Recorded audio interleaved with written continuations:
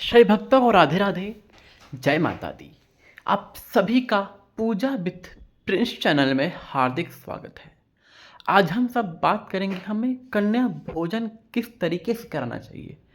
जो लोग पहली बार कन्या भोजन करा रहे हैं उनके लिए तो ये और भी खास और विशेष बन जाता है, और जो लोग पहले से करा रहे हैं वो भी समझ जाएं कि हमें कन्या भोजन किस तरीके से माता को अब कन्या भोजन कराना चाहिए। कुछ गलती कुछ त्रुटि हुई हो तो हम उसे सुधार लेंगे। बाकी माता रानी अपनी भक्तों की हर गलती माफ़ करती हैं, लेकिन जो हो अनजाने में हुई हो, जानबूझकर की हुई गलती को कोई माफ़ नहीं करेगा। तो हमें कन्या भोजन के दिन अगर आप नौमी की तिथि को कन्या भोजन करा रहे हो तो आप अष्टमी को ही अब सारी 9 कन्याओं को निमंत्रण दे आइए कि कल हमारे यहाँ इतना समय आपको आना है माँ, आइए और हमारे घर को अपने पावन चरणों से पवित्र कीजिए। ऐसा हमें उन्हें निमंत्रण दे के आना चाहिए। और फिर हमें नौमी तिथि को जहाँ आपने देवी दुर्गा को बैठाया है आपने, वहाँ आप पूजा पाठ करके जो जो आपने बनाया है वो सब माता को भोग लगा के, हवन में भोग लगा के, आरती करके, उसके बाद जब कन्या आएँ तो कन्याओं को चरणों को हमें धोना है अपने हाथों से। उसके पश्चात उन चरणों को धोकर प्रणाम कर कर उन चरणों को पोंछ कर उन्हें बिठाना है जहाँ आप कन्या भोजन करवा रहे हो। बैठाकर फिर महावर से माँ उनके चरणों को पर रंग लगाना है। ये ध्यान रहे वो कुंवारी कन्या है उनकी, इसलिए महावर पूरा नहीं लगेगा, एड़ी के पास आधा छोड़ दीजिए।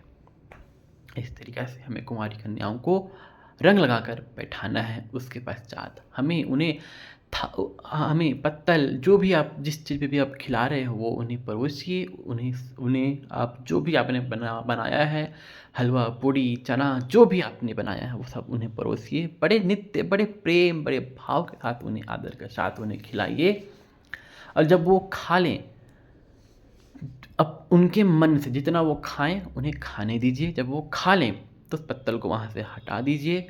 उसके पश्चात उनके हाथ धुलवा दीजिए, हाथ पुछवा दीजिए। उसके पश्चात आरती का थाल सजाइए। आरती का उन सभी कन्याओं का आरती कीजिए, उन्हें तिलक लगाइए, और फिर आपके पास जो आपका सामर्थ्य है आप उन्हें भेंट स्वरूप दें। लाल चुनरी, उनके ज़रूरत की चीज़ें जो भी आपसे बन सके आप उन्हें कन्याओं को भेंट करें। फल दें, कुछ दक्षिणा दें, जो आपसे बन सके वो हमें देना चाहिए। उसके पश्चात 9 करने के बाद आपको एक छोटे बालक को खिलाना है। वो भैरव बाबा का स्वरूप बताया गया है। जिस तरीके से आपने कन्या भोजन करवाया उसी तरीके से हमें भैरव बाबा का भी भोजन करवाना है, और उनका भी अंत में आरती करके उन्हें चुनरी ना देकर रुमाल या कुछ दक्षिणाएँ फल फूल इत्यादि देकर फिर समस्त देवियों के भैरव बाबा के चरणों का स्पर्श करके उन्हें विदा करना चाहिए। और माँ से प्रार्थना करना चाहिए कि हे माँ भगवती, इसी तरह अपना कृपा अपना दया हम पर बनाए रखिएगा। हम हर साल माँ इसी तरह आपका कन्या भोजन करवाते रहें और आप हमारे घर में आते रहें, हमारे घर का कल्याण कीजिए और हमारे घर पर सदैव अपनी कृपा बनाए रखिएगा। हे शिव शक्ति, हे शंभु, हे माता रानी, ऐसा हमें माँ से प्रार्थना करना चाहिए। और जब कन्या लोग जब घर से विदा हो जाएं तो हमें तुरंत, जैसे कि जूठन गिरा होगा तो हमें तुरंत झाड़ू पोछा नहीं लगाना चाहिए। ये सब चीज़ें आपको झाड़ू पोछा पहले ही लगा लेनी है घर में। कन्या भोजन के पश्चात झाड़ू पोछा नहीं लगाया जाता, क्योंकि ये बहुत शुभ माना गया है। आप 1-2 घंटे के बाद झाड़ू पोछा लगा सकते हैं, लेकिन कन्या भोजन के तुरंत पश्चात आप झाड़ू पोछा नहीं लगाएंगे। उसके पश्चात जो प्रसाद बचा है वो सब परिवार आप ग्रहण कीजिए, माता रानी से आशीर्वाद मांगिए और गलती भूल चूक के लिए क्षमा भी मांगिए। बस इसी तरीके से हमें कन्या भोजन कराना चाहिए।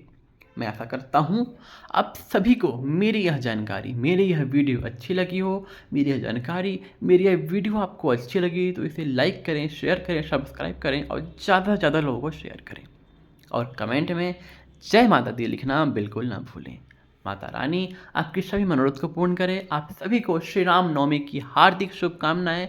भगवान श्री राम, माता सीता, माँ पार्वती की, भगवती की, माँ अम्बे की, माँ जगदम्बा का आप पर सदैव कृपा बने रहे, सब पर कृपा बने, सबका कल्याण हो, विश्व का कल्याण हो, विश्व से सारे रोग सारे संकट दूर हों। जय भवानी, जय माता दी। राधे राधे।